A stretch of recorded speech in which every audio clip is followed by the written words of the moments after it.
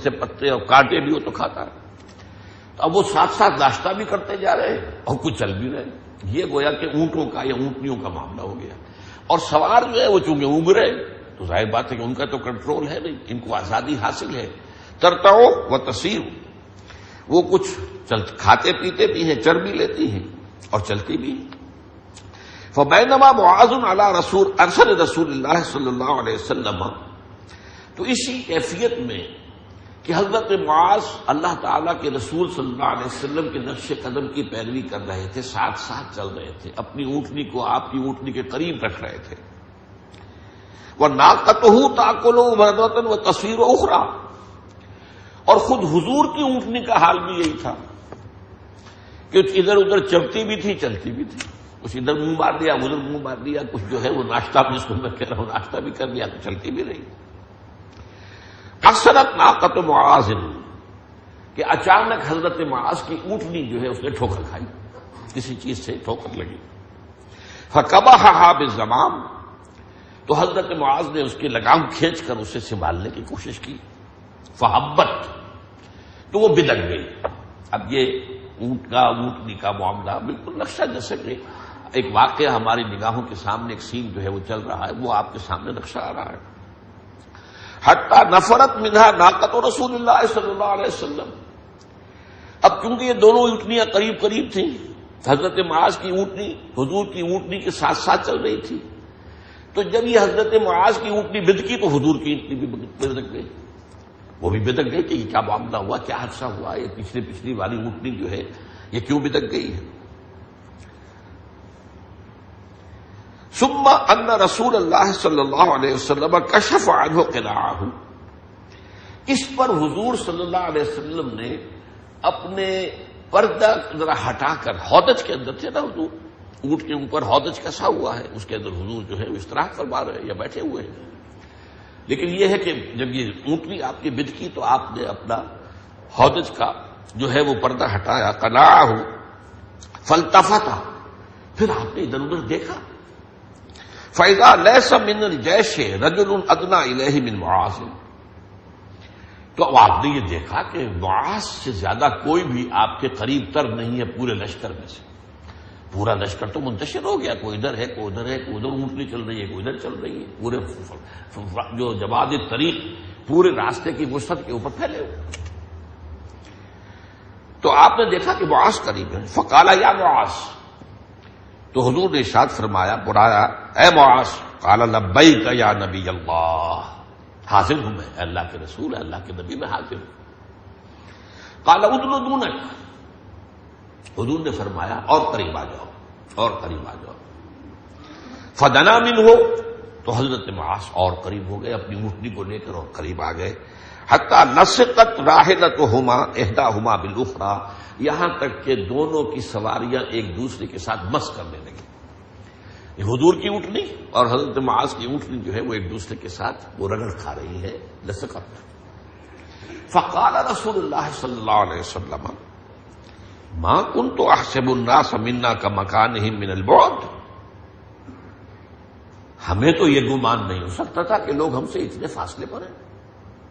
اب اس جملے کے پیچھے کیا چیز مخفی ہے؟ حضور صلی اللہ علیہ وسلم کی ایک حیثیت ہے، حضور مسلمانوں کے سپہ سالار ہیں، اللہ کے نبی ہیں، ان کو اکیلا چھوڑ دینا یہ تو حکمت اور مصلحت کے خلاف ہے. ہر وقت آپ کے ساتھ پہرا ہونا چاہیے. چنانچہ واپسی پر ایسا واقعہ ہوا بھی ہے. جب تبوک سے واپس آ رہے تھے تو ایک روز یہ عین دوپہر کے وقت واقعہ ہو گیا کہ جب دھوپ تیز ہو گئی تو سارا لشکر جو ہے ادھر ادھر تتر بتر ہو گیا. جہاں جسے کوئی سایہ نظر آیا وہاں وہ چلا گیا تاکہ قیلولہ کر لے، آرام کر لے.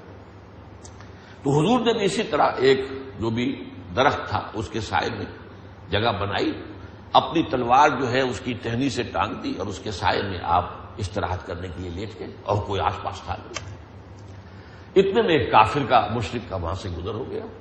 اسے تو اب اور کیا چاہیے تھا، اس سے بڑا گولڈن چانس. اس نے حضور ہی کی تلوار جو ہے کھینچی میان میں سے اور اس سے حضور کی آنکھ کھلی تو دیکھا کہ سر پر کھڑا ہوا ہے وہ کافر اور تلوار سوتے ہوئے. اور اس نے یہ کہا، اے محمد اب مجھے بتاؤ تمہیں کون مجھ سے بچا سکتا ہے. صلی اللہ علیہ وسلم. آپ نے فرمایا اللہ بچا سکتا، اگرچہ حالات بالکل ناموافق ہیں، میں لیٹا ہوا ہوں، تم کھڑے ہو، میں غیر مسلح ہوں، تمہارے ہاتھ میں تلوار ہے. حالات اور واقعات اور مادی جو اسباب ہے وہ تو سارے تمہارے ہاتھ میں ہے بظاہر، لیکن اصل مسبب الاسباب تو اللہ ہے. حضور کی زبان مبارک سے یہ اللہ کا لفظ ایسے نکلا کہ اس پر کپ کپی تاری ہو گئی، تلوار چھوٹ گئی اس کے ہاتھ سے. اب حضور نے اٹھائی، فرمایا اب تم بتاؤ تمہیں کون بچائے گا مجھ سے. اس نے ہاتھ جوڑ دیے، کریم ابن کریم، آپ تو ایک نہایت شریف انسان ہیں اور ایک نہایت شریف انسان کے بیٹے ہیں. یہ گویا کہ خوشامد کے آخری کلمات ہو سکتے تھے جو اس کافر اور مشرک نے کہے. کریم کا لفظ عربی زبان میں بہت اونچا ہے، بہت اونچا. کریم بہت ہی یوں سمجھیے صاحب مروت اور صاحب شرافت اور جو سخی بھی ہو، یہ ساری چیزیں کریم کے لفظ میں آ جاتی ہیں. اور اسی کا پھر افضل التفضیل اکرم ہے، اسی لیے ہم استعمال کرتے ہیں نبی اکرم صلی اللہ علیہ وسلم. بہرحال اس نے جب کہا کریم ابن کریم، آپ تو خود کریم ہیں اور آپ ایک کریم انسان کے بیٹے.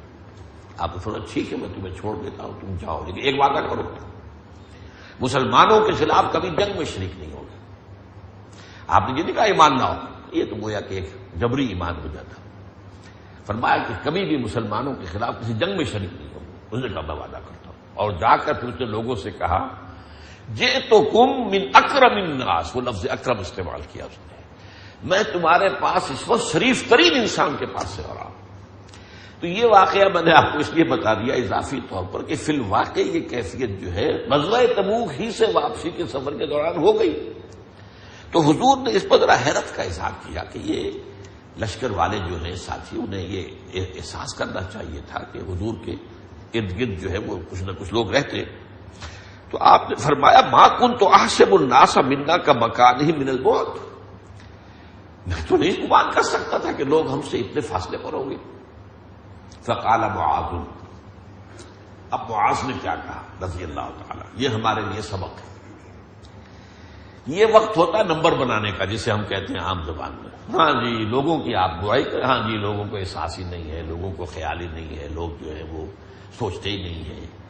اور گویا کہ اپنی اس میں خود بخود بڑھائی آ جاتی کہ دیکھیے میں تو بالکل آپ کے ساتھ چمٹا ہوا ہوں، میں نے اپنے آپ کو آپ کے ساتھ جوڑا ہوا ہے. تو یہ عام زبان میں نے استعمال کی ہے، لوگ کے نمبر بنانا، یہ اس کا وقت ہوتا ہے اگر طبیعت کے اندر ظرف میں کمی. لیکن یہ معاذ بن جبل ہے رضی اللہ تعالیٰ، یہ معذرت پیش کر رہے ہیں، یا نبی اللہ ہے، اے اللہ کے نبی، نعس الناس فتفرقت بهم رکابهم ترتع وتسير، حضور لوگ اونگ گئے ہیں اور اسی وجہ سے ان کی سواریاں چلتی بھی ہیں، کچھ چر لیتی ہیں، چر چگ لیتی ہیں، کچھ کھا لیتی ہیں. تو یہ گویا کہ یہ سبب ہے، اونگنے کی وجہ سے یہ جو ہے غفلت طاری ہو گئی. اب دیکھیے حضور کا قول کیا ہے. فقال رسول اللہ صلی اللہ علیہ وسلم وانا كنت ناعسا، میں بھی اونگ رہا تھا. اب یہاں حضور نے اپنے آپ کو کوئی سپر ہیومن پیش نہیں کیا، یہ خاص مقام ہے نوٹ کرنے کا. ہاں میں بھی اونگ رہا تھا. اس میں وہ معذرت بھی قبول ہو گئی سب کی طرف سے، حضرت معاذ نے جو پیش کی، اور آپ نے اپنی بات بھی بتا دی کہ ٹھیک ہے یہ بشری تقاضے ہیں، بشری تقاضوں میں تو میں بھی سعادت ان تو ناعسن، میں بھی اونگ رہا تھا. یہ بہت اہم مقام ہے، اگرچہ اس مسئلے پر تو علیحدہ سے گفتگو کی ضرورت ہے کہ دو انتہائیں ہمارے ہاں ہیں. ایک انتہا یہ ہے کہ حضور کی ایک جو شان ہے امتیازی، اس کو بڑھاتے بڑھاتے بڑھاتے بڑھاتے بڑھاتے اللہ کے برابر